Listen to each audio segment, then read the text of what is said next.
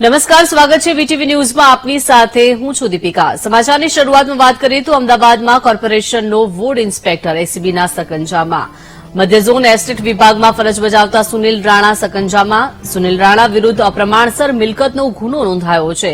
રૂપિયા 2.75 કરોડની અપ્રમાણસર મિલકત વસાવી હોવાનું સામે આવ્યું છે. તો વોર્ડ ઇન્સ્પેક્ટર સુનિલ રાણા પાસે આવક કરતા 306% વધુ સંપત્તિ હોવાનો ખુલાસો થયો છે. પત્ની અને સંતાનોના નામે અપ્રમાણસર મિલકત વસાવી હોવાનું પ્રાથમિક તારણ છે. તો એસીબીએ સુનિલ રાણા સામે ગુનો નોંધી વધુ તપાસ શરૂ કરી છે. તપાસ બાદ અમદાવાદ મ્યુનિસિપલ કોર્પોરેશનને રિપોર્ટ સોંપવામાં આવશે. તો આવનાર દિવસોમાં તમામ વોર્ડ ઇન્સ્પેક્ટર પર કોર્પોરેશન નજર રાખશે.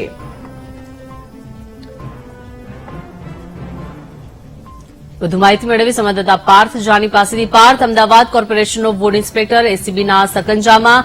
મધ્ય ઝોન એસ્ટેટ વિભાગમાં ફરજ બજાવતા સુનિલ રાણા સકંજામાં આવ્યા છે. શું વિગત મળી રહી છે?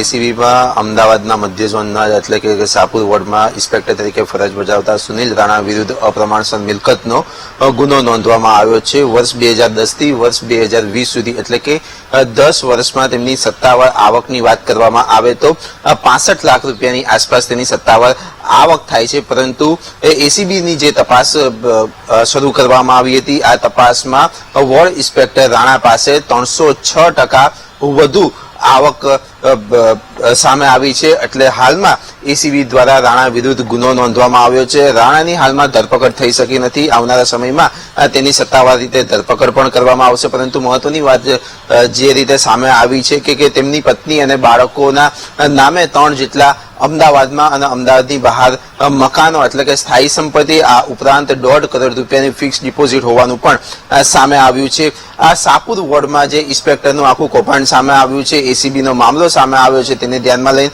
અમદાવાદ મ્યુનિસિપલ કોર્પોરેશનના તમામ વોર્ડના જે ઇન્સ્પેક્ટરો છે તે ઇન્સ્પેક્ટરો ઉપર પણ ખાસ ધ્યાન રાખવાની સૂચના પણ અમદાવાદ મ્યુનિસિપલ કમિશનર દ્વારા આપવામાં આવી છે. અને જે નીતિશ એટલે કે જે સુનિલ રાણા છે, સુનિલ રાણા બાબતે સમગ્ર રિપોર્ટ પણ મ્યુનિસિપલ કમિશનરે માંગ કરી છે. જી આભાર પાર્થ, સમગ્ર વિગત સાથે જોડાયા તે બદલ.